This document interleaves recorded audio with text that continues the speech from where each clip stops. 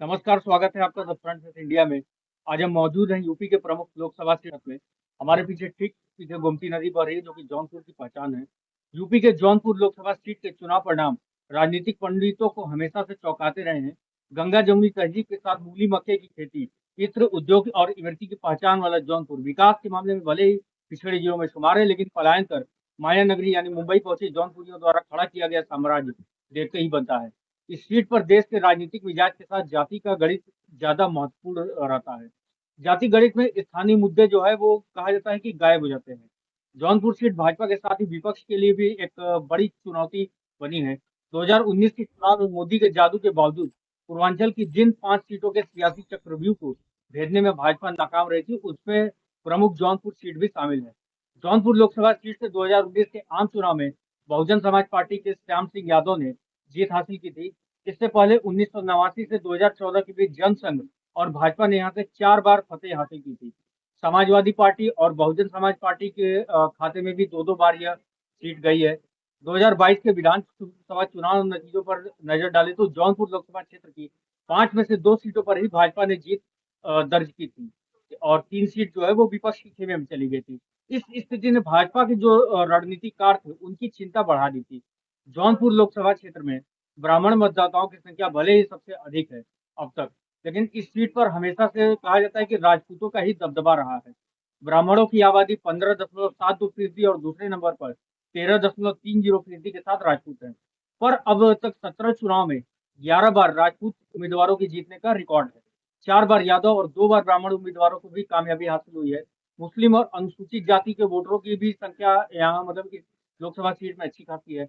जाति समीकरण के तहत ही भाजपा ने एक बार फिर महाराष्ट्र में उत्तर भारतीयों की आवाज के रूप में पहचान बनाने वाले जौनपुर के मूल निवासी और राजपूत बिरादरी के कृपा शंकर सिंह को चुनावी मैदान में उतारा है।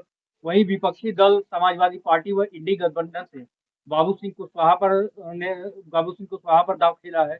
दूसरी ओर जौनपुर के बाहुबली व पूर्व सांसद धनंजय सिंह की पत्नी श्रीकला को भी बसपा ने चुनावी मैदान में उतारा है। धनंजय के चुनाव लड़ने के अरमानों पर भले ही पानी फिर गया हो, लेकिन उनके समर्थकों की माने तो कोर्ट द्वारा उन्हें सजा सुनाए जाने के बाद उनकी पत्नी श्रीकला को जनता की पूरी सहानुभूति मिलने की उम्मीद है। जौनपुर सीट के इतिहास पर अगर हम नजर डालें तो यहाँ मतदाताओं ने विकास के नाम पर सभी प्रमुख दलों को बारी बारी से आजमाया है। इस सीट पर सर्वाधिक बार जीतने का रिकॉर्ड कांग्रेस के नाम दर्ज है। कांग्रेस के 6 बार उम्मीदवार रहे, 6 बार जो उम्मीदवार है वो चुनाव जीते, लेकिन 3 दशक से ज्यादा समय रहा कांग्रेस का यहाँ से वनवास अभी तक खत्म नहीं हो सका है। इस बार चुनाव में कांग्रेस सपा गठबंधन के तहत जौनपुर सीट सपा खाते में है। वही जौनपुर के लोगों ने जनसंघ से लेकर भाजपा को 5 बार प्रतिनिधित्व का मौका दिया है। सपा और बसपा को दो दो बार जीत मिली है। एक बार जनता दल, जनता पार्टी और भारतीय लोकदल को भी इस सीट पर जीत मिली।